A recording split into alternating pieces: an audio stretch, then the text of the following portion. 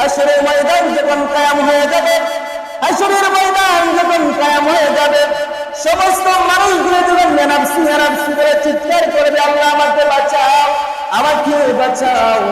সমস্ত মানুষগুলি যখন নাফসি নাফসি করে চিৎকার মারবে, ও মালিক সমস্ত মানুষগুলো উলঙ্গ অবস্থায় থাকবে, সমস্ত মানুষগুলো নিজের ঝাড় দিয়ে দৌড়াদৌড়ি করবে।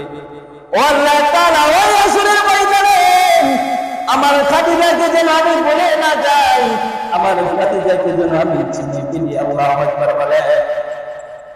খাদিজা হলো আমার এমন একটা বিবি, যুগের সময় আমার বিবি ছিলেন খাদিজা। যখন আবুল আহাবের জেলখানার ভিতরে আমি মুহাম্মদ 3 বছর জেলখানায় ছিলাম। কয় বছর জেলখানায় ছিলেন আমাদের নবী? 3 বছর জেলখানার ভিতরে আমার নবী ছিলেন। ওই জেলখানা থাকা অবস্থায় পৃথিবীর কোনো মানুষ আমার